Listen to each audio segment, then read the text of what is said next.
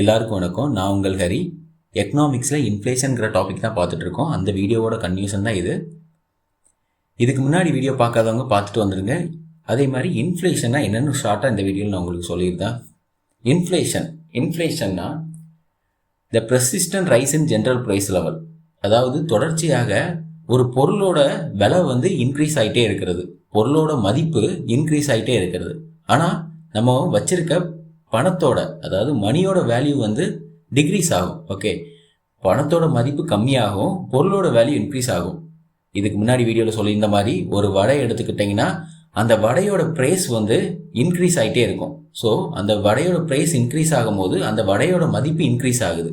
ஆனால் நம்ம வடையோட அதாவது நம்ம மணியோட வேல்யூ வந்து கம்மியாகுது. ஏன்னா 5 ரூபாய்க்கு வாங்கிட்டு இருந்த வடை இப்போ 10 ரூபான்னு ஆயிடுச்சுன்னா அப்புறம் அந்த நம்ம கையில் இருக்க 5 ரூபாய்க்கு வேல்யூ இல்லாமல் போயிடுது. ஓகேவா? ஸோ நம்ம 10 ரூபா கொடுத்தா 2 வடை வாங்கலாம் இதுக்கு முன்னாடி. ஆனால் இப்போ ஒரு வடை தான் வாங்க முடியுது. அப்போ அந்த வேல்யூ ஆஃப் மணி வந்து கம்மியாகுது, பொருளோட வேல்யூ வந்து இன்க்ரீஸ் ஆகுது. இதுதான் இன்ஃப்ளேஷன். ஓகே, இதே மாதிரி இதை வந்து இந்த டேம் இன்ஃப்ளேஷனுங்கிறத 2 பேர் சொல்லியிருப்பாங்க. அதாவது too much of money chasing too few goods அப்படின்ட்டு ஒருத்தர் சொல்லியிருப்பார். அவர் யாருன்னா கால்பான்ங்கிறவர். அப்புறம் a state of abnormal decrease in the quantity of purchasing power.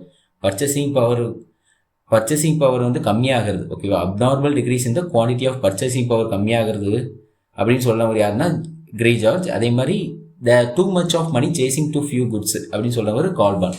அதாவது too much of money chasing too few குட்ஸ்னா அதாச்சும் ஒரு இன் ப்ரொடக்ஷன். இப்போ வந்து ப்ரொடக்ஷனை நம்ம இன்க்ரீஸ் பண்ணும் போது இன்கமும் ரைஸ் ஆகும். ஓகே, வேஜஸ் ரைஸ் ஆகும். ஸோ இன்கம் ரைஸ் ஆகும், மக்களிடையே பணம் புழக்கம் அதிகமாகும். இன்கம் ரைஸ் ஆகும் போது பணம் நிறைய வச்சுருப்போம். அப்போ வந்து பொருளை வாங்குறதுக்கு முன் போடுவோம் அதிகமாக. அப்போ பொருளோட சப்ளை கான்ஸ்டண்ட்டாக இருக்கும். ஓகே, பொருளோட சப்ளை கான்ஸ்டண்ட்டாக இருக்கும் போது மார்க்கெட்டில் பொருளோட சப்ளை கான்ஸ்டண்ட்டாக இருக்கும் போது நம்ம அதிகமாக முற்படும் போது அந்த பொருளுக்கு டிமாண்ட் ஏறும். ஓகே, டிமாண்ட் ஏறும் போது என்ன ஆகும்? Too much of money chasing too few goods. கம்மியான குட்ஸ் தான் இருக்கும், சப்ளை கம்மியாக இருக்குது, ஆனால் நம்மகிட்ட மணி அதிகமாக இருக்கும். அதனால் டிமாண்ட் கிரியேட் ஆகும்போது இன்ஃப்ளேஷன் அந்த இடத்துல கிரியேட் ஆகுது. ஓகேவா? ஜிடிபி ரைஸ் ஆகும்போது இன்ஃப்ளேஷன் ரைஸ் ஆகும், ஜிடிபி கம்மியாகும் போது டிஃப்ளேஷன் ஆகும். அதை தான் சொல்லியிருக்காங்க. பர்ச்சேசிங் பவர் வேல்யூ வந்து கம்மியாகும்னு சொல்லியிருக்காங்க. ஓகே, இதுதான் இன்ஃப்ளேஷன். இந்த வீடியோவில் நம்ம இதுக்கு முன்னாடி நம்ம டைப்ஸ் பார்த்தோம். இந்த வீடியோவில் நம்ம சில டைப்ஸ் பார்க்க போகிறோம். வாங்க வீடியோக்குள்ளே போயிடலாம். இது severity of inflation, low creeping,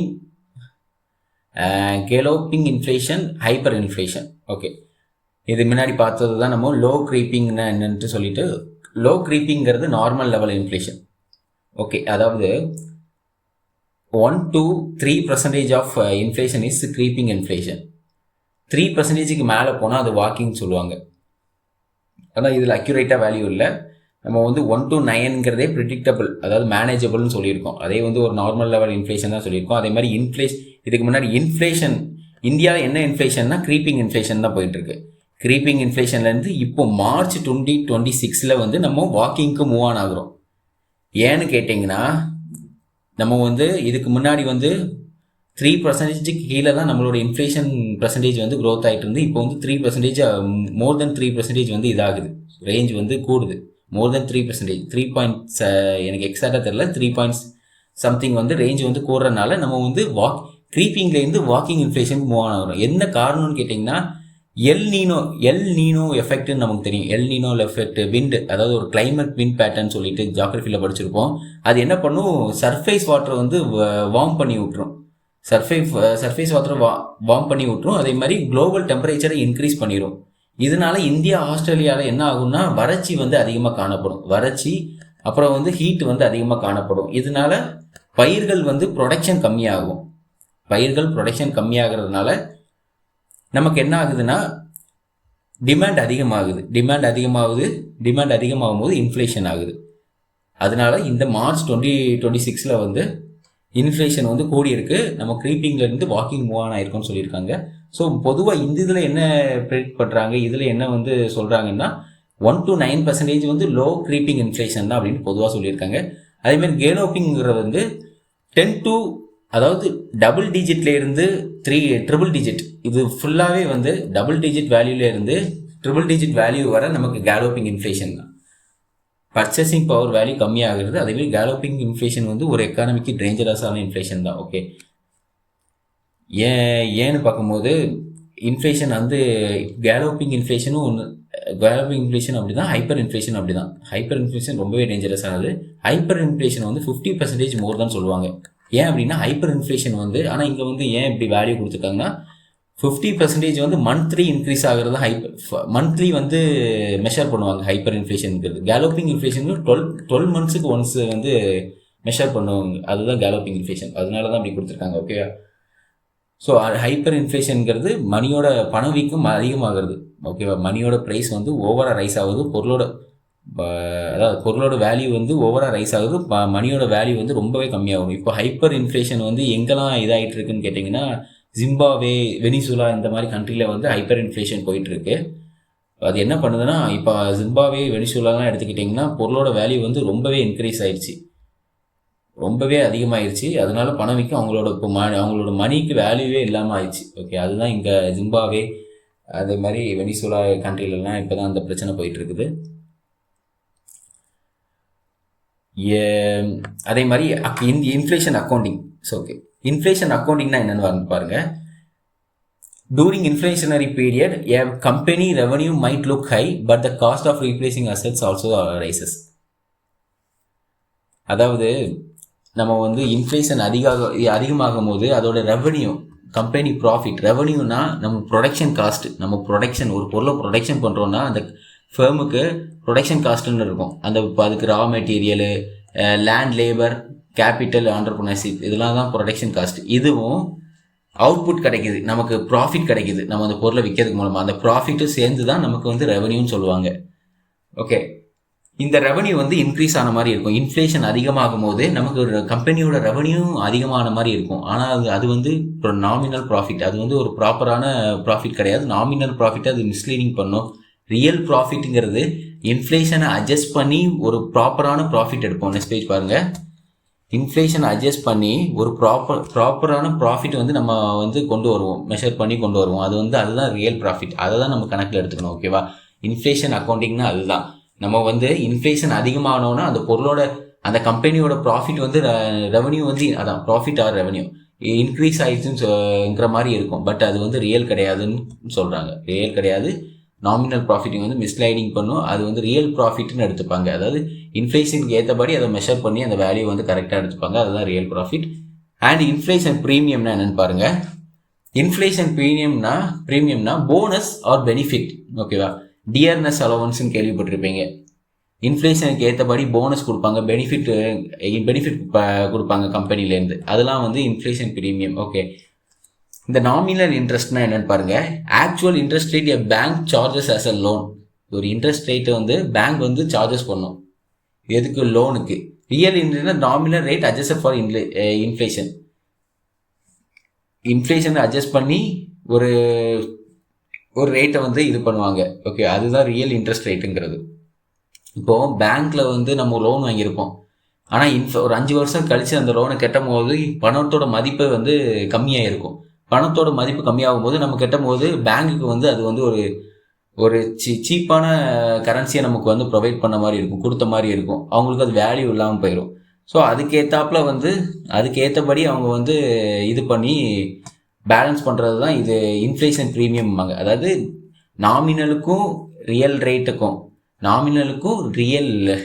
அதாவது அதான் ரியல் இன்ட்ரெஸ்ட் ரேட்டுக்கும் உள்ள டிஃப்ரென்ஸ் தான் வந்து ப்ரீமியம். ரெஸ்ட் பேஜ் பாருங்கள். ப்ரீமியம், இன்ஃப்ளேஷன் ப்ரீமியம் வாங்க. Okay, high inflation premiums replace the profit and capital base of banks. அதாவது லெண்டர்ஸ்னா கொடுக்குறவங்க increase the nominal interest rate, protect their margins. Okay, அவங்க வந்து மார்ஜின்ஸை வந்து இன்க்ரீஸ் பண்ணுவாங்க. இன்ட்ரெஸ்ட் ரேட்டை வந்து இன்க்ரீஸ் பண்ணுவாங்க. எதுக்குன்னா அவங்க மார்ஜின்ஸை வந்து இது பண்ணுறது, தக்க வைக்கிறதுக்கு. இன்ட்ரெஸ்ட் ரேட்டை வந்து இன்ஃப்ளேஷனுக்கு ஏற்றபடி அட்ஜஸ்ட் பண்ணி அவங்களோட மார்ஜின்ஸை வந்து அதாவது வரக்கூடிய வருமானத்தை வந்து தக்க வச்சதுக்கு. அவங்க அப்படி அட்ஜஸ்ட் பண்ணாமல் இருந்தால் அவங்களுக்கு வந்து நம்ம கொடுக்கக்கூடிய மணியோட வேல்யூ வந்து கம்மியாயிரும். ஸோ சீப்பாக நமக்கு வந்து ப்ரொவைட் பண்ண மாதிரி ஆயிரும். ஓகே, அந்த கரன்சி வேல்யூ சீப்பராக ஆயிரும். ஸோ வந்து இப்போ மார்க்கெட் கொலாப்ஸ் ஆயிரும். அதுதான் சொல்கிறாங்க. நெக்ஸ்ட்டு வந்து அதுதான் கொடுத்தாங்க. எக்ஸாம்பிள் வந்து இந்தியன் பேங்க்ஸ் வந்து hiked rates in July 2003. Okay, July 2003 வந்து இந்தியன் பேங்க் இப்படி வென் இன்ஃப்ளேஷன் கிராஸ் 77% அவங்களோட இன்ஃப்ளேஷன் ரேட் அதையும் வந்து ஹைக் பண்ணாங்கன்னு சொல்லியிருக்காங்க எக்ஸாம்பிளுக்கு. அதே ஃப்ளிப்ஸ் கர்வுங்கிறது என்னென்னு பாருங்கள். இன்ஃப்ளேஷனுக்கும் அன்எம்ப்ளாய்மெண்ட்டுக்கும் இருக்கக்கூடிய ரிலேஷன்ஷிப்பை சொல்லக்கூடியது தான் ஃப்ளிப்ஸ் கர்வ். ஓகே, இது வந்து ஒரு ஃபெயிலியர் மாடல் தான். பட் இது என்னன்னு நம்ம தெரிஞ்சு வச்சுக்கணும். இது வந்து எப்போ ஃபெயிலியர் மாடல் ஆச்சுன்னு நான் சொல்கிற பின்னாடி நமக்கு வரும். ஃப்ளிப்ஸ் கர்வுங்கிறது என்னென்னா இன்ஃப்ளேஷனுக்கும் அன்எம்ப்ளாய்மெண்ட்டுக்கும் இருக்கக்கூடிய ரிலேஷன்ஷிப். அதாவது ரெண்டுமே இன்வெர்ஸ் ரிலேஷன்ஷிப், இன்வெர்ஸ்லி ப்ரொபோர்ஷனல். எப்படின்னு கேட்டிங்கன்னா, இன்ஃப்ளேஷன் அதிகமாகும் போது high inflation correlates with low unemployment. Inflation அதிகமாகும் போது வேலைவாய்ப்பு வந்து வேலைவாய்ப்பு அதிகமாகும். வேலைவாய்ப்பு இல்லாமல் அன்எம்ப்ளாய்மெண்ட் வந்து இருக்காது, கம்மியாக தான் அன்எம்ப்ளாய்மெண்ட் இருக்கும் அப்படின்னு சொல்கிறாரு. அதுதான் அவர் சொல்ல வர்றாரு. அதாவது high inflation correlates with low unemployment, low inflation correlates with high unemployment. Inflation கம்மியாகும் போது வேலைவாய்ப்பின்மை வந்து அதிகமாக காணப்படுது. ஆனால் அதுவே இன்ஃப்ளேஷன் அதிகமாகும் போது வேலைவாய்ப்பின்மை அதிகமாக காணப்படுறது இல்லை அப்படின்னு சொல்கிறாரு.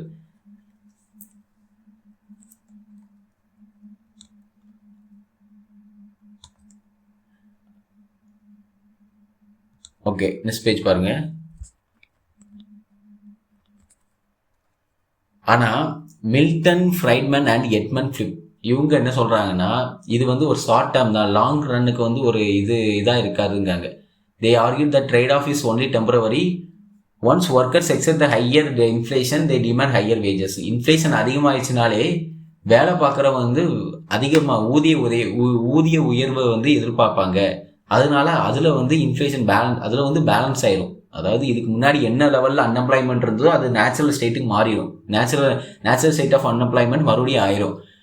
ஆனால் இந்த ஹை இன்ஃப்ளேஷன் ப்ரொடக்ஷன் அதிகமாகிறதுனால நம்மளுக்கு வந்து ப்ரொடக்ஷன், இப்போ ஹை இன்ஃப்ளேஷன்னா ப்ரொடக்ஷன் இன்க்ரீஸ் பண்ணுறாங்க, ஜிடிபி லெவலில் இன்க்ரீஸ் பண்ணும்போது ப்ரொடக்ஷன் இன்க்ரீஸ் பண்ணுறாங்க. ஒர்க்கர்ஸ் அதிகமாக தேவைப்படும் போது வேலைவாய்ப்பு அதிகமாகும் அப்படின்னு சொல்லிட்டு ஃப்ளிப்ஸ் கர்வில் சொல்கிறாங்க. ஆனால் அப்படி கிடையாது. ஹை இன்ஃப்ளேஷன் அதாவது ப்ரொடக்ஷன் இன்க்ரீஸ் பண்ணும்போது என்ன ஆகுதுன்னா டிமாண்ட், அதாவது ஹையர் இன்ஃப்ளேஷன் ஆகும். அதே மாதிரி ஆல்ரெடி வேலை பார்த்துட்டு இருக்கவங்க ஹையர் வேஜஸ் கேட்பாங்க, ஊதிய உயர்வை வந்து அதிகமாக எதிர்பார்ப்பாங்க, கேட்பாங்க, யூனியன் வச்சுருப்பாங்க, யூனியன் மூலமாக போராடுவாங்க. இதனால என்ன ஆகும்னா அன்எம்ப்ளாய்மெண்ட் வந்து நேச்சுரல் ஸ்டேட்டுக்கே ரிட்டர்ன் போயிருங்கிறாங்க. ஏன்னா இவங்க ஸ்பெண்ட் பண்ணுற மணி அதிகமாயிரும்ல, அதனால சொல்கிறாங்க அப்படி. அப்புறம் நைருங்கிறது non accelerating inflation rate of unemployment. இது என்ன சொல்கிறாங்கன்னா, the forces pushing prices demand, டிமாண்டை இன்க்ரீஸ் பண்ணுவாங்க. ஓகே, புஷிங் ப்ரைஸ் டிமாண்டை இன்க்ரீஸ் பண்ணி வேஜஸை வந்து டவுன் பண்ணுவாங்க. அன்எம்ப்ளாய்மெண்ட் அதை வந்து ரெண்டுத்தையுமே இதை பண்ணி அன்எம்ப்ளாய்மெண்ட் வந்து நியூட்ரைஸ் ஈச் அது அப்படின்னு சொல்லியிருக்காங்க. ஓகே, ரெண்டுத்தையுமே வந்து நியூட்ரைஸ் பண்ணுறதுக்கு வந்து the forces pushing prices up and wages down. Demand ப்ரைசஸை வந்து இன்க்ரீஸ் பண்ணி ஊதியத்தை வந்து கம்மி பண்ணுறாங்கன்னு சொல்லியிருக்காங்க. நெக்ஸ்ட் பேஜ் பாருங்கள். Reflation is a deliberate policy action to expand output and curb the effects of the recession. Reflation அதாவது ஒரு இன்ஃப்ளேஷன் கர்வ் எடுத்துக்கிட்டிங்கன்னா, இப்போ ஒரு ஸ்ட்ரெயிட் லைன் இருக்குது, ஒரு பேலன்ஸான இன்ஃப்ளேஷன் போயிட்டுருக்குன்னு வச்சுப்போம். டக்குன்னு வந்து கீழே போகுது, அந்த கர்வில் இருந்து கீழே பார்க்க அந்த கோடு வருதுன்னு வச்சுப்போம். இந்த கீழே பார்க்க அந்த கோடு வருது, மறுபடியும் கீழே பார்க்க கோடு வந்து எக்ஸ்ட்ரீம் டீப்புக்கு போயிடுச்சுன்னா, இன்ஃப்ளேஷன் வந்து எக்ஸ்ட்ரீம் டீப்புக்கு போயிருதுன்னா அது டிப்ரெஷன் பீரியட்ல இருந்து நம்ம ரெக்கவர் ஆகி மறுபடியும் இன்ஃப்ளேஷனுக்கு வரணும், எம்ப்ளாய்மெண்ட்டை கிரியேட் பண்ணணும், ஜிடிபி க்ரோத் அடையணும். இதுக்கு வந்து ஜிடிபி ப்ரொடக்ஷன் இன்க்ரீஸ் பண்ணி இந்த ரிஃப்ளெக்ஷன், அந்த ரெக்கவரி பீரியட் ஆவாங்கல்ல, டிப்ரெஷன்லேருந்து ரெக்கவரி ஆகுவாங்கல்ல, அதுதான் இந்த ரீஃப்ளேஷனுங்கிற பீரியட். ஓகே, மறுபடியும் அப்புறம் அந்த ரீஃப்ளேஷன்லேருந்து நம்ம எங்கே போவோம், இன்ஃப்ளேஷன் ஆகும். இன்ஃப்ளேஷன் அதிகமாகிடுச்சுன்னா மறுபடியும் மேலே போயிட்டு அது பூம் ஆயிரும். ஓகே, அது பூமுங்கிற பீரியட்பாங்க. இன்ஃப்ளேஷன் ஓவராக இன்ஃப்ளேஷன் ஆயிடுச்சுன்னா அது பூம், ஹைப்பர் இன்ஃப்ளேஷன் தாண்டி ஓவர் ஆயிடுச்சுன்னா அது பூம் ஆயிரும். மறுபடியும் அந்த பூம் இன்ஃப்ளேஷன் வந்து கம்மி பண்ணுறதுக்கு நம்ம என்ன பண்ணுவோம், நம்ம அதுக்கு சில மெத்தட்ஸ்லாம் கொண்டு வந்து, அதுக்கு சில பாலிசிலாம் கொண்டு வந்து அதை கம்மி பண்ணுவோம். அதை ரிசெஷன்பாங்க. மறுபடியும் ரிசெஷன் ஆகும். ரிசெஷன் ஆகி அந்த ரிசெஷன் ஆகக்கூடிய பீரியட் என்ன சொல்லுவோம், டீஃப்ளேஷன் சொல்லுவோம். ரிசெஷன் சில பாலிசிலாம் கொண்டு வந்து டீஃப்ளேஷன் பண்ணுவோம். ரிசெஷன் வந்தால் மறுபடியும் அது டிப்ரெஷன் ஆகும். மறுபடியும் நம்ம என்ன பண்ணுவோம், ரிக்கவரி பண்ணுறதுக்கு ரீஃப்ளேஷன் சில பாலிசி கொண்டு வருவோம். இதுதான் நடக்கும். ஓகே, எக்கானமியில் வந்து இதுதான் நடந்துகிட்டே இருக்கும். அப்படியே கர்வ் வந்து அப்படியே மேலேயும் கீழேயும் வேவ் மாதிரி அப்படியே போயிட்டே இருக்கும். Reflation is a deliberate policy action to expand output and curb the effects of the recession. அதே மாதிரி to relieve an economy suffering from low demand and high employment. எதுலேருந்து வந்து எக்கானமியை வந்து மீட் எடுக்கிறாங்கன்னு அப்படின்னு பார்த்தீங்கன்னா லோ டிமாண்ட் அண்ட் ஹை அன்எம்ப்ளாய்மெண்ட்ல இருந்து மீட் எடுக்கிறதுக்கு. Okay, higher public expenditure, tax cuts, interest cuts, இது மாதிரிலாம் பாலிசிஸ் கொண்டு வரதான்னு சொல்கிறாங்க. அதேமாதிரி இன்க்ரீசஸ் ஃபிசிக்கல் டெஃபிசிட்டை இன்க்ரீஸ் பண்ணுறாங்க. இன்வால்வ்ஸ் பிரிண்டிங், எக்ஸ்ட்ரா மணியை வந்து பிரிண்ட் பண்ணுறாங்க. இதெல்லாம் பண்ணுறதுனால என்ன ஆகும், டிப்ரெஷனில் இருக்கிற எக்கானமி வந்து மறுபடியும் இன்ஃப்ளேஷன் நோக்கி போகும். அதிகமாக மணியை பிரிண்ட் பண்ணுறாங்க அப்படின்னா என்ன ஆகும், அதிகமாக மணி பிரிண்ட் பண்ணும் போது மக்கள் கடையில் அதிகமாக பணம் வரும். பணம் வரும்போது நம்ம செலவு பண்ணுவோம் அதை. ஸோ அது இன்ஃப்ளேஷன் நோக்கி தான் போக இது பண்ணும், தூண்டுதல் பண்ணும். So second definition, a sudden temporary increase in the prices of certain goods when an economy is being reviewed from a recessionary cycle. ரிசெஷனரி சைக்கிளில் இருக்கும்போது சடனாக சர்டன் குட்ஸோட ப்ரைஸ் இன்க்ரீஸ் ஆகும்போது இது நடக்குங்கிற மாதிரி சொல்கிறாங்க. அதுக்கப்புறம் summary table comparison of terms இதுதான் சொல்கிறாங்க. இன்ஃப்ளேஷன் அக்கௌண்டிங்னா நம்ம என்னென்னு பார்த்தோம். இன்ஃப்ளேஷன் அக்கௌண்டிங்னா நம்ம வந்து ஒரு கம்பெனி ஃபேர்ம்னு எடுத்துக்கிட்டிங்கன்னா அதோட ப்ராஃபிட் வந்து இன்ஃப்ளேஷன் ஆகும்போது அதோட ப்ராஃபிட்டும் இன்க்ரீஸ் ஆன மாதிரி இருக்கும், அதோட ரெவன்யூ இன்க்ரீஸ் ஆன மாதிரி இருக்கணும். ஆனால் அது கிடையாது. அது வந்து நாமினல் ப்ராஃபிட்டை வந்து மிஸ்லீடிங் பண்ணும். ஸோ ரியல் ப்ராஃபிட்னா அதை வந்து ப்ராப்பராக மெஷர் பண்ணி இன்ஃப்ளேஷனுக்கு ஏற்றபடி நம்ம வந்து ப்ராப்பராக பார்க்கக்கூடியது தான் ரியல் ப்ராஃபிட் சொல்லிட்டு நம்ம பார்த்தோம். அதான் இன்ஃப்ளேஷன் அக்கௌண்டிங்னு நம்ம பார்த்தோம். நெக்ஸ்ட் பேஜ் பாருங்கள். இன்ஃப்ளேஷன் ப்ரீமியம்னாலும் அதை என்னென்னு பார்த்துட்டோம் ஆல்ரெடி. இன்ஃப்ளேஷன் ப்ரீமியம்னா நமக்கு லிட்ரலி கடன் வாங்கினவங்க வந்து பெனிஃபிட் அடைகிறாங்க. ஓகே, கடன் கொடுத்தவங்க வந்து பாதிப்படைகிறாங்க, கடன் வாங்கினவங்க பெனிஃபிட் அடைகிறாங்க. பாரோவர்ஸ் பெனிஃபிட் ஆகி the expenses of lenders. Inflation இல்லாத போது கடன் கொடுத்துட்டாங்க, ஆனால் கடன் பாரோவர்ஸுக்கு வந்து கடன் லெண்டர் கொடுத்துட்டாங்க, லெண்டர்ஸ் வந்து கடன் கொடுத்துட்டாங்க. இன்ஃப்ளேஷன் இல்லாத போது, இன்ஃப்ளேஷன் அதிகமாகும் போது கடனை ரிட்டர்ன் கொடுக்குறாங்க, இன்ட்ரெஸ்ட்டோட சேர்த்து பே பண்ணுறாங்க அப்படின்னு சொல்லும் போது அதோட பணத்தோட வேல்யூ வந்து கம்மியாகும் போது இன்ட்ரெஸ்ட் பே பண்ணும்போது அது சீப்பர் கரன்சியாக தான் இருக்கும். ஸோ அதனால ப்ரீமியம் இன்ஃப்ளேஷன் ப்ரீமியம்ங்கிறது யாருக்கு வந்து பெனிஃபிட்டாக இருக்குன்னா பாரோவர்ஸுக்கு அது பெனிஃபிட்டாக இருக்குது, கடன் வாங்குறவங்களுக்கு அப்படின்னு சொல்லிட்டு நம்ம பார்த்தோம். அப்புறம் பிளிப்ஸ் கர்வ்னா என்னென்னு பார்த்தோம். பிளிப்ஸ் கர்வ்ங்கிறது வந்து ஒரு ஃபெயிலியர் மாடல். இது வந்து high inflation leads to low அன்எம்ப்ளாய்மெண்ட்ங்கிறது, அதுதான் அதோட இது. ஹை இன்ஃப்ளேஷன் அதிகமாகும், ப்ரொடக்ஷன் இன்க்ரீஸ் பண்ணும்போது எம்ப்ளாய்மெண்ட் இன்க்ரீஸ் ஆகும், அதுதான் அதோட நோக்கமாக இருந்துச்சு. அதே மாதிரி டிஃப்ளேஷன் ஆகும்போது, இன்ஃப்ளேஷன் கம்மியாகும் போது எம்ப்ளாய்மெண்ட் வந்து கம்மியாகும் அப்படின்னு சொல்லிட்டு பார்த்தோம். பட் அது வந்து தப்புன்னு சொல்லிட்டு நம்ம இட்ஸ் ஃபெயிலியர் மாடல். அது வந்து பின்னாடி நம்ம பார்ப்போம் ஏன்ட்டு. அதே மாதிரி ரீஃப்ளேஷன்னா என்னென்னு பார்த்தோம். ரீஃப்ளேஷன் டிப்ரெஷன் ஆகும்போது எக்கானமி டிப்ரெஷன் ஆகும்போது அதை ரெக்கவர் பண்ணி சில பாலிசி போட்டு ரெக்கவரி பண்ணி இன்ஃப்ளேஷன் வைக்கிறது தான் வந்து இந்த ரீஃப்ளேஷனுங்கிறது. பிரிண்டிங் மணி சப்ளையை இன்க்ரீஸ் பண்ணுவாங்க. Okay, intentionally good inflation to spark growth. Inflation வந்து இன்டென்ஷனாக இது ஸ்பார்க் பண்ணுவாங்க. பணத்தை வந்து அதிகமாக பிரிண்ட் பண்ணது இது மூலமாக இந்த மாதிரிலாம் சில பாலிசிஸ் கொண்டு வந்து ரீஃப்ளேஷனுங்கிறத உருவாக்க ட்ரை பண்ணுவாங்க. ரீஃப்ளேஷன் வந்து ரெக்கவர் பண்ண ட்ரை பண்ணுவாங்க, இன்ஃப்ளேஷன் உருவாக்க. அப்புறம் ஸ்டாக்ஃப்ளேஷன்னா என்னென்னா தேக்க வீக்கம்னு சொல்லிட்டு. தேக்க வீக்கம்னா high inflation high unemployment. Inflation அதிகமாகும் போது அன்எம்ப்ளாய்மெண்ட்டும் அதிகமாக தான் ஆகுதுங்கிறாங்க. இது வந்து ஹிஸ்டாரிக்கலியில் வந்து பார்த்தீங்கன்னா 1970s யூஎஸ்ஏ அண்ட் யூரோப்பில் ஆயில் ப்ரைஸ் ஷாக்ஸ் 1973 அண்ட் 1979 பார்க்கும்போது இதே மாதிரி தான் பிளிப்ஸ் கர்வ் வந்து ட்ராடிஷ்னலாக வந்து ஃபெயில் ஆகிருக்கும். எப்படின்னா இன்ஃப்ளேஷனை இன்க்ரீஸ் பண்ணுவாங்க, அப்போ வந்து என்ன இருக்கும்னா அதிகமாக இன்ஃப்ளேஷன் ஆகும்போது அவங்க வந்து ஹையர் வேஜஸை எதிர்பார்ப்பாங்க. ஆல்ரெடி ஒர்க் பண்ணுறவங்க வந்து ஹையர் வேஜஸை எதிர்பார்ப்பாங்க. ஹையர் வேஜஸ் எதிர்பார்க்கும் போது ஆல்ரெடி நேச்சுரல் ஸ்டேட் ஆஃப் அன்எம்ப்ளாய்மெண்ட்டுக்கு போயிடும்னு சொல்லிட்டு பார்த்தோம். அதுதான் இந்த இடத்துல நடக்கும். ஓகே, பணத்தை வந்து அதிகமாக ப்ரொடக்ஷன் பண்ணும்போது அதிக வேலை வாய்ப்பு கிரியேட் ஆகும்னு சொல்லிட்டு பண்ணுவாங்க. ஆனால் அதிகமாக ப்ரொடக்ஷன் ஆகும்போது அது என்ன பண்ணுன்னா, அதிகமாக ப்ரொடக்ஷன் ஆகும்போது இன்ஃப்ளேஷன் அதிகமாகும் போது அங்கே ஆல்ரெடி ஒர்க் பண்ணிகிட்டு இருந்தவங்க ஒர்க்கர்ஸ் வந்து வேஜஸை இன்க்ரீஸ் ஊதிய உயர்வுக்கு வந்து முற்படுவாங்க, ஊதிய உயர்வு கேட்பாங்க. அந்த ஊதிய உயர்வு கொடுக்கும் போது ஆல்ரெடி இருக்கிறது டேலி ஆயிரும், அன்எம்ப்ளாய்மெண்ட் அப்படியே டேலி ஆயிரும் அப்படின்னு சொல்கிறாங்க.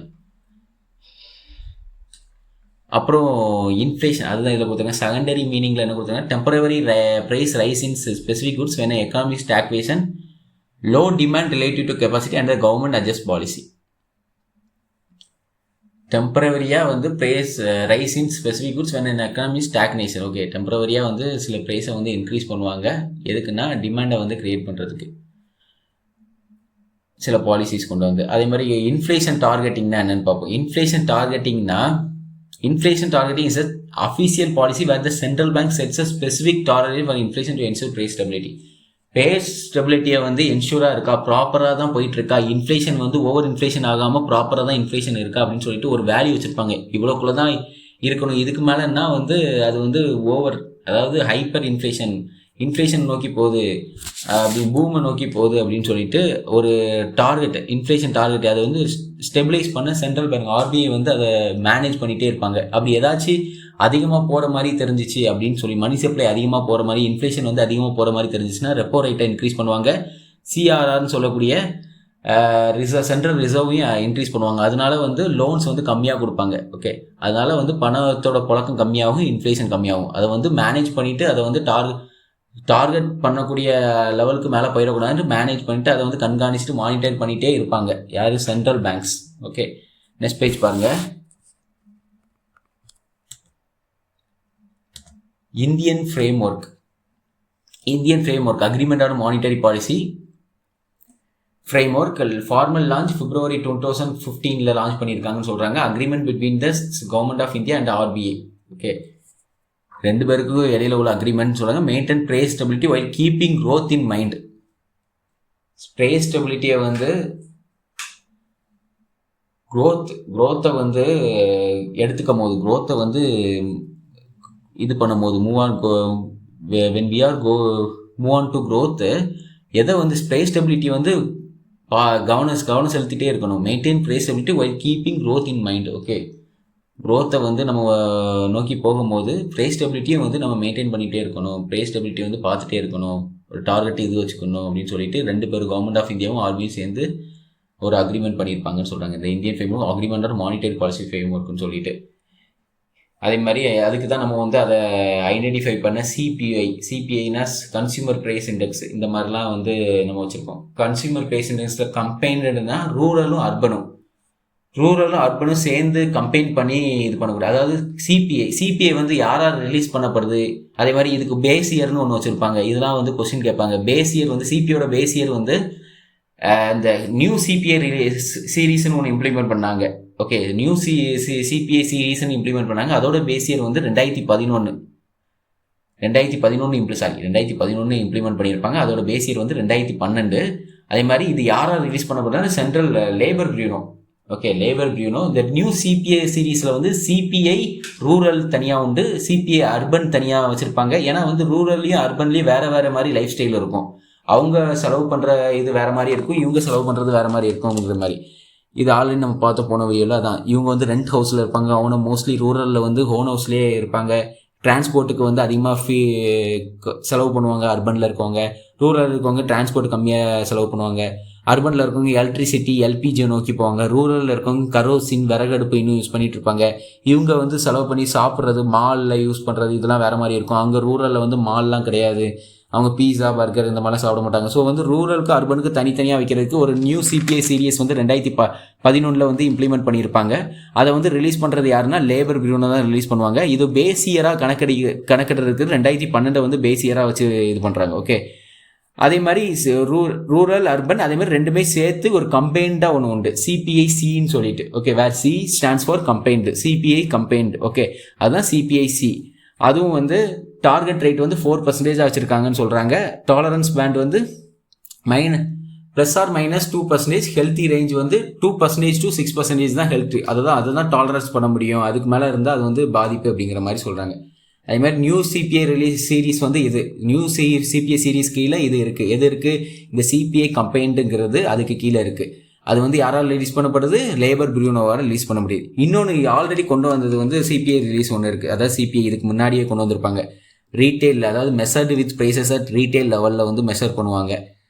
அதாவது CPI for industrial workers, CPI for agri labours, CPI for rural labours. Okay, மொத்தம் 6 சிபிஐ இருக்குது. 6 விதமாக சிபிஐ வந்து கால்குலேட் மெஷர் பண்ணுவாங்க. அதில் வந்து 3 வந்து நம்ம இப்போ பார்த்தா ரூரல், அர்பன் அண்ட் கம்பைன்டு. இது வந்து நியூ சிபிஐ சீரியஸ். இதுக்கு முன்னாடி இருக்கிறது 3 என்னென்னா சிபிஐ.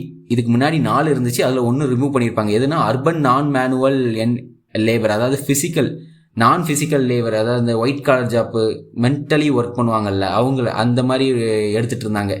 அந்த மாதிரி மென்டலி ஒர்க் பண்ணுறவங்க ஒயிட் காலர் ஜாப்பு, ஃபிசிக்கலாக மேனுவலாக ஒர்க் பண்ண மாட்டாங்க அர்பனில், அவங்களெலாம் வந்து ஒரு அதாவது அவங்களையும் மெஷரில் ஆட் பண்ணியிருந்தாங்க.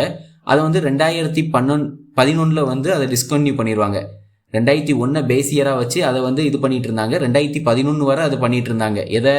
அர்பன் நான் மேனுவல் எம்ப்ளாயிங்கிற நான் ஃபிசிக்கல் லேபர், மென்டலி ஒர்க் பண்ணுவாங்களா அவங்கள, அது வந்து மெஷர் பண்ணிட்டு இருந்தாங்க. ஆனால் 2011 அதை கைவிட்டுட்டு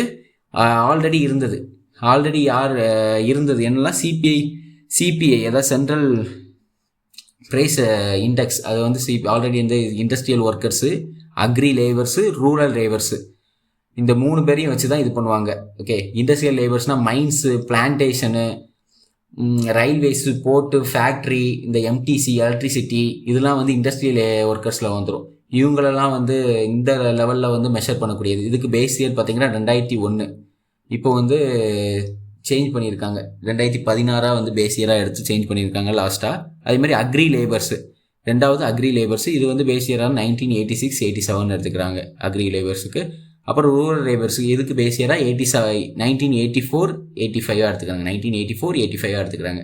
இப்போ இது 3 தான் இப்போ நிலுவையில் இருக்குது. அதேமாதிரி இப்போ நியூ சீரியஸும் நிலுவைக்கு மொத்தம் சிபிஐயில் வந்து 6 இருக்குது. ஓகே, பொதுவாக இதுக்கு முன்னாடி நம்ம பார்த்தது என்னென்னா நியூ சிபிஐ ரிலீஸ் வந்து யாரால் ரிலீஸ் பண்ணப்படுதுன்னா லேபர் பியூரோவால் ரிலீஸ் பண்ணப்படுதுன்னு சொல்கிறாங்க. அதே லேபர் பியூரோவால் தான் இந்த 3 சிபிஐயும், ஓகே, இண்டஸ்ட்ரி, அக்ரி, ரூரல், இந்த 3 சிபிஐயும் அதே லேபர் பியூரோவால் தான் ரிலீஸ் பண்ணப்படுது. லேபர் பியூரோ இந்த ministry of labour and employment இவங்களால தான் ரிலீஸ் பண்ணப்படுது. அதே மாதிரி 4th ஒன்று பார்த்தோம், அதை வந்து டிஸ்கன்டினியூ பண்ணிடுவாங்க. 2011 டிஸ்கன்டினியூ பண்ணிடுவாங்க. அது யாராக ரிலீஸ் பண்ணப்பட்டதுன்னா சிஎஸ்ஓன்னு சொல்லிட்டு. ஓகே, இந்த சிஎஸ்ஓ வந்து இப்போ வந்து என்எஸ்ஓவாக மாறிடுச்சு. NSSO, national sample survey organisation. இவங்க வந்து சாம்பிள் எடுத்து இவங்க சர்வே பண்ணி அந்த டேட்டாவை வந்து சிஎஸ்ஓட்ட கொடுப்பாங்க. அந்த சிஎஸ்ஓ சென்ட்ரல் ஸ்டாட்டிஸ்டிக்கல் ஆர்கனைசேஷன் வந்து ரிலீஸ் பண்ணுவாங்க. அந்த அர்பன் நான் மேனுவல் எம்ப்ளாயி, அந்த CBI urban non manual employee, அதை வந்து டிஸ்கன்டினியூ பண்ணுற 2011. ஆனால் அது வந்து சிஎஸ்ஓ, அந்த சென்ட்ரல் ஸ்டாட்டிஸ்டிக்கல் ஆஃபீஸ் ஆர்கனைசேஷன் வந்து ரிலீஸ் பண்ணுவாங்க. அந்த என்எஸ்எஸ்ஓ சிஎஸ்ஓ சேர்ந்து என்எஸ்ஓ, அதாவது நேஷ்னல் ஸ்டாட்டிஸ்டிக்கல் ஆர்கனைசேஷன் சொல்லிட்டு மாற்றிட்டாங்க. ஓகே, அதே மாதிரி அந்த அவங்க மெஷர் பண்ணிட்டு இருந்த அந்த சிபிஐ, அந்த 4வது சிபிஐ மேனுவல் எம்ப்ளாயியும் டிஸ்கன்டினியூ பண்ணிட்டாங்க 2011. நல்லா ஞாபகம் வச்சுக்கோங்க. ஓகே, அதே மாதிரி டியர்னஸ் அலவன்ஸ், அதாவது இந்த இண்டஸ்ட்ரியல் ஒர்க்கர்ஸ் வந்து கவர்மெண்ட் எம்ப்ளாய்க்கு வந்து எதெல்லாம் கேல்குலேட் பண்ணுவாங்கன்னா டியர்னஸ் அலவன்ஸ் இருக்குல்ல, அதையும் சேர்த்து தான் கேல்குலேட் பண்ணுவாங்க.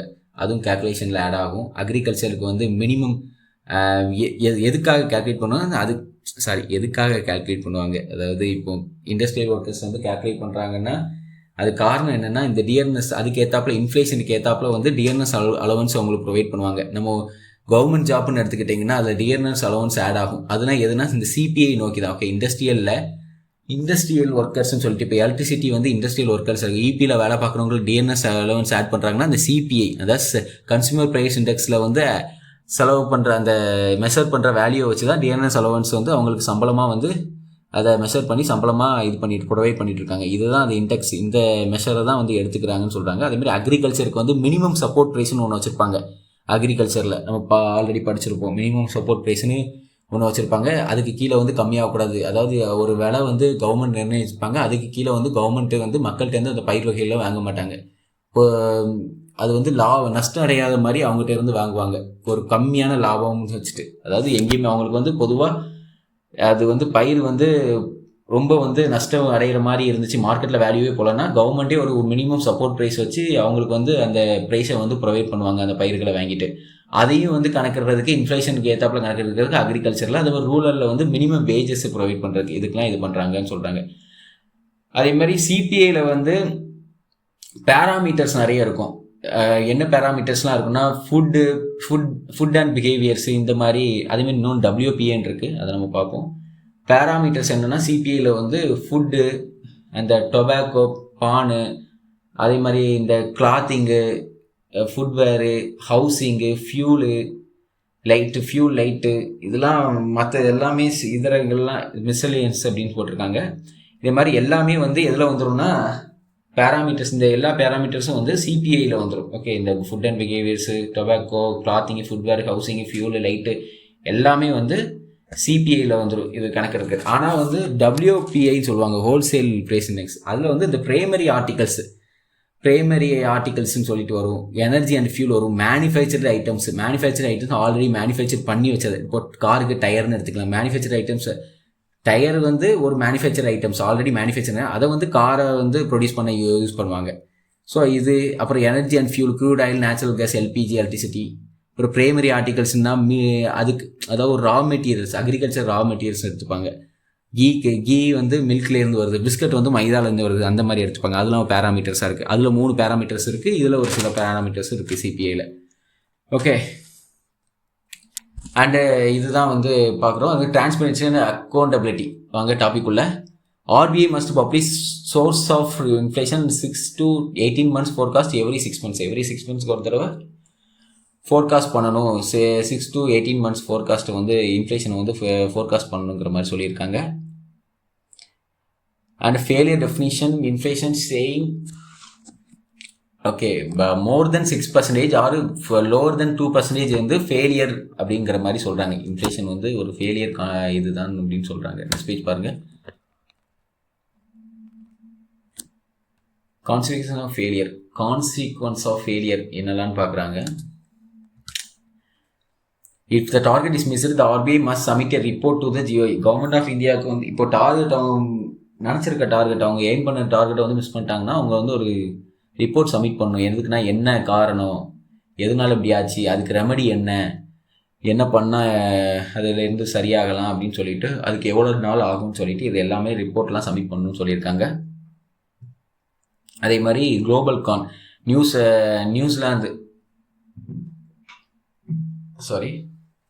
நியூசிலாந்து வந்து இதை வந்து அடாப்ட் பண்ணியிருக்காங்க. ஃபஸ்ட்டு 1989 அடாப்ட் பண்ணியிருக்காங்க. அதுக்கப்புறம் இந்தியா வந்து ஜாயின் பண்ணியிருக்காங்க. USA, UK, EU, Japan and China கூட ஜாயின் பண்ணியிருக்காங்க. இது வந்து எந்த ரெக்கமெண்டேஷன் இல்லை, உர்ஜித் பட்டேல் கமிட்டி ரெக்கமெண்டேஷனில் வந்து இது வந்து மூவ் பண்ணியிருக்காங்கன்னு சொல்கிறாங்க. ஸ்யூக்ஃப்ளேஷன் அடுத்தது நம்ம பார்க்கக்கூடியது. ஸ்யூக்ஃப்ளேஷன்னா என்ன? ஸ்யூக்ஃப்ளேஷன்னா எல்லா ப்ரைஸும் வந்து, இன்ஃப்ளேஷன்னா என்ன பார்த்தோம், எல்லா ப்ரைஸும் வந்து பொதுவாக இன்க்ரீஸ் ஆகும். எல்லா ப்ராடக்டோட வேல்யூ வந்து இன்க்ரீஸ் ஆகும் அப்படின்னு பார்த்தோம். ஆனால் இது அப்படி கிடையாது. சில ப்ராடக்டோட வேல்யூ மட்டும் இன்க்ரீஸ் ஆகும். இப்போது ஃபுட்ஸ்ன்னு எடுத்துக்கணும், ஃபுட்டோட விலை மட்டும், வெங்காயம்னு எடுத்துக்கிட்டிங்கன்னா வெங்காயத்தோட விலை மட்டும் இன்க்ரீஸ் ஆகும். ஆனால் அரிசி எடுத்துக்கிட்டிங்கன்னா அரிசியோட விலை இன்க்ரீஸ் ஆகாது. அரிசியோட விலை வந்து கான்ஸ்டண்ட்டாக தான் இருக்கும். ஆனால் வெங்காயத்தோட விலை மட்டும் இன்க்ரீஸ் ஆகும். இப்போ இடையில தக்காளி வெங்காயத்தோட விலை மட்டும் இன்க்ரீஸ் ஆச்சு. இந்த மாதிரிலாம் இன்க்ரீஸ் ஆகுதுன்னா ஸ்கியூஃப்ளேஷன். ஓகே, இது இன்க்ரீஸ் ஆகும். ஆனால் வந்து நம்மளோட வேஜஸ் இன்க்ரீஸ் ஆகுமான்னு கேட்டிங்கன்னா அதுக்கு ஏற்றாப்புல கிடையாது. ஏன்னா இது வந்து சில பொருட்களோட இதுதான் வந்து இன்க்ரீஸ் ஆயிருக்கு. அதனால நம்ம வேஜஸ் வந்து அது இன்க்ரீஸ் ஆகணும்னு அவசியம் இல்லை. சும்மாவே வந்து இன்ஃப்ளேஷனாலே நம்ம வேஜஸ் வந்து இன்க்ரீஸ் ஆகுங்கிறது நிர்ணயம் கிடையாது. அது இன்க்ரீஸ் ஆகாமல் இருக்கலாம். ஆனால் இந்த ஸ்கியூஃப்ளேஷன், இந்த சில product one or small group of commodities வந்து சஸ்டெயின் பீரியடில் வந்து ப்ரைஸ் வந்து அன்ஸ்டேபிள் ஆகி ப்ரைஸ் வந்து இன்க்ரீஸ் ஆகும்போது இப்படி ஏற்படக்கூடியதான் ஸ்கியூஃப்ளேஷன் சொல்கிறாங்க. நெக்ஸ்ட் பேஜ் பாருங்கள்.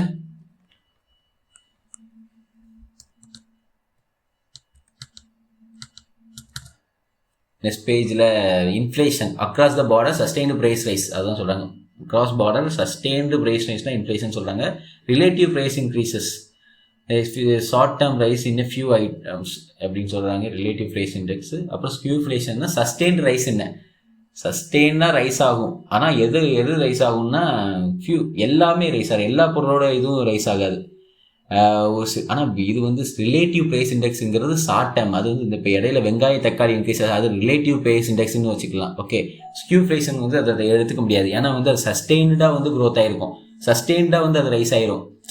எக்ஸாம்பிளுக்கு என்னென்ன எனக்கு வர மாட்டேங்குது. பட் வந்து அந்த ப்ரைஸ் வந்து கம்மியாகுது அவ்வளோ சீக்கிரத்தில், அது வந்து ரைஸ் ஆகிட்டே தான் இருக்கும். இப்போ வந்து வெங்காயம் எடுத்துக்கிட்டிங்கன்னா வெங்காயத்தோட ப்ரைஸ் வந்து இன்க்ரீஸ் ஆயிடுச்சு.